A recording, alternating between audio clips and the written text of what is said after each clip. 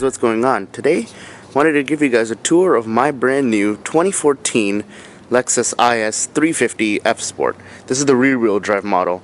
And before I get into the tour, I know a lot of people are going to ask, wait, what happened to your 3 Series? Didn't you just get that?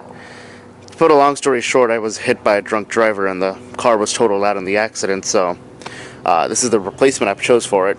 And, you know, I'm extremely happy. So let's go ahead and I'll give you guys, show you guys around the car and everything. So the color I chose is the Nebula Gray Pearl with the black interior. I was gonna get ultra white, but as soon as I saw this guy sitting on the dealer lot, I was like, I just had to have it. I love this color. It's really, really nice. So let me just show you guys all the way around.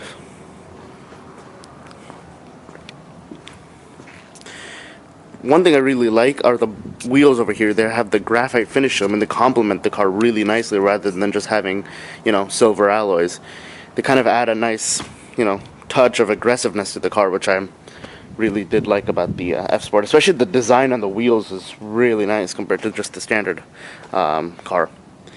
You can see right here, IS350. This guy also has the Mark Levinson and navigation package in it, which the stereo is really, really nice, and the navigation system I'm still getting used to coming out of an iDrive, but it's actually not bad at all. At least not as bad as people make it out to be. You also have a backup camera back here, which I didn't have on my 3 Series, which has come in handy a couple times already.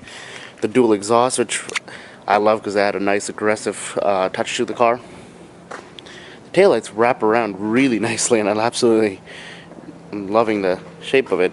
Especially you can see where they kind of go out into the bumper line, and then kind of the shoulder or the character line kind of continues into the side skirt, which is a cool touch. You also have your sunroof, the shark fin radio antenna. Over here, you have a turn indicator in the mirror, F Sport badging, and probably the most controversial part about this car is the front end. You have the LED headlights here, which I love. They're actually really nice and bright at night. Definitely worth upgrading to if you can. And the LED running lights, which form kind of a really nice shape. I didn't like this car at first when I saw the concept and the pre-production models, but as soon as I saw it in person and in the stores, especially in the dealership, especially in this darker color, I was like, wow, this is actually really nice looking. The one-piece spindle grille, kind of that new Lexus trademark, but unlike the GS or the LS where you kind of have the split in between, this one's just one full piece, and it actually looks, I like it. You know, like I said, it's definitely a love or hate thing. I do like it. I'm not gonna complain about it. And the dealer was like, in California, we require front plates. The dealer said, oh, you know, we can put in the mount for you. And I'm like, you know what, just don't put it in. If I'll just take my chances on that, because it just looks so good without having any sort of front plate or anything like that. And then you have, I think these are brake cooling ducts that are these little holes right here. So yeah, that's the exterior. Let's go ahead and jump inside and then show you guys quick. So this one does have the smart key access. It's standard on all ISs for 2014, so that's always a nice thing to have.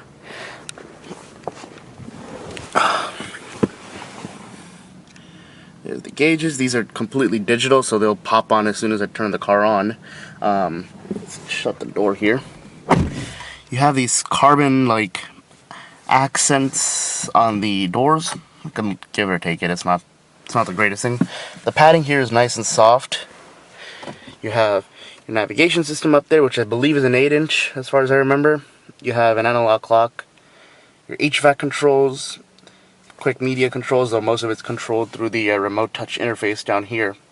And you have your heated seats. You can get cooled seats and a heated steering wheel, but not on the F Sport. That's only on the luxury per se version of it. Not a big deal because I don't really use those anyway, so it's fine by me. Your glove box up here, it's nice and big. I just have my instruction manuals in there, which are huge, so they're taking up like almost all the space. You also have this really nice suede headliner. Feels really soft, really nice, high quality in here. The seats are really good too. You can see the bolsters hold you really nice in place, and the one thing I like is, you know, just they're absolutely comfortable, but they don't feel like, you know, you're being squeezed in or sitting on a sofa or something. They're just right per se, almost perfect. And here, this guy is pretty easy to reach. Again, I'm getting used to using the system. It's not really as bad as people keep making it out to be. It's pretty straightforward and easy, especially on the 2014 IS, where when you try to go over the menu, it just kind of snaps into place. So it's pretty easy. The cup holders are in a bit of an awkward position, but it's not too big a deal. Although you can always keep water bottle or something in the door pocket here. You have your drive mode selector here, so you rotate clockwise for sport, once again for sport plus, counterclockwise for eco, and then push it for normal. You have your traction control button here, your snow mode.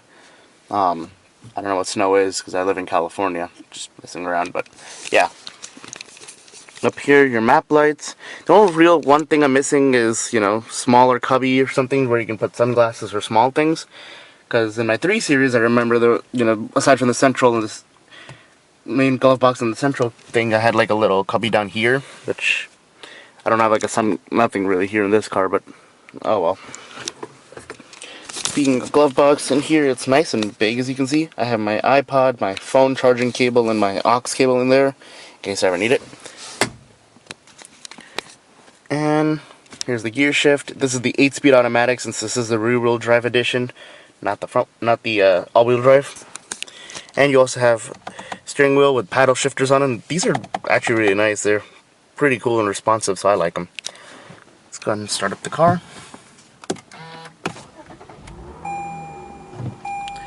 There's the F-Sport gauges, which look really, really nice. I love them.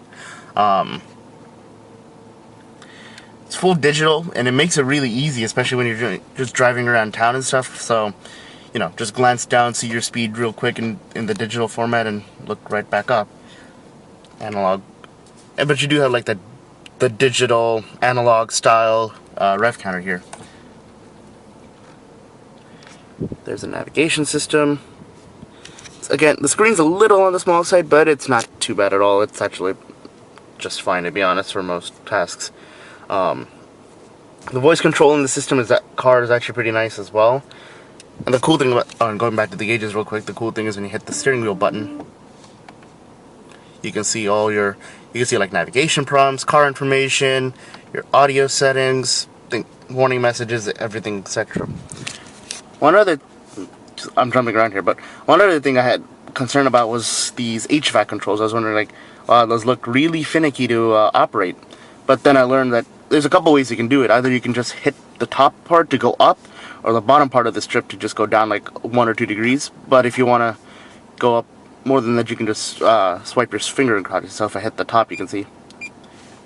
Where is it? Or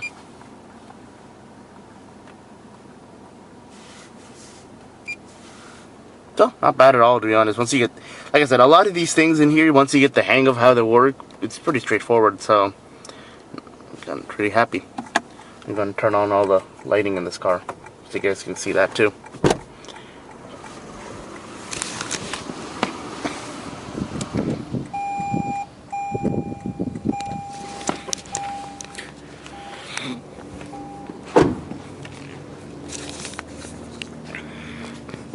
So there you have your running lights, as you can see. I also did replace the turn signals in here with LED bulbs that I had, and you can see they look really nice, and they're pretty bright too, so makes the car look a lot nicer. And I like having amber turn signals too, because the 3 Series just had red turn signals, but little minor thing that I like. Trunk release is also really big, and you can see lit by LEDs from the factory. You have a cargo net, which came with the car. There's the front plate mount that I have that I'm not really using. First aid kit that all comes on Toyota vehicles. And you do have split folding rear seats. I have them locked right now because I don't really fold them anyway, so just there. And you have some tie-dye hooks too as well, before I forget.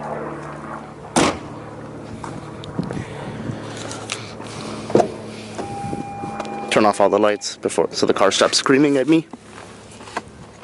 And we'll take a look at the hood while we're here too.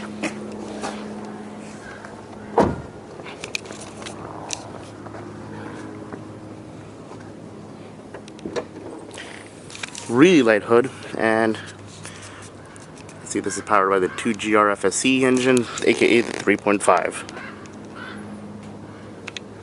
You can also see you have the adaptive suspension in this car by those things covering up the brackets, basically, or the struts. Battery, intake, yeah.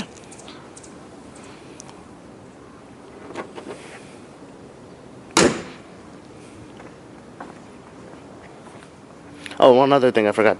I also do have the blind spot system in this car. I don't know if you guys will be able to see that in the video, but there's like a small icon right over here that'll blink or light up when there's a car under a blind spot. That also does rear cross traffic alerts. It can detect if there's a car coming by that way. So yeah, that's the quick tour of my new Lexus IS350. Hope you guys enjoyed, and I'll see you next time. Bye bye.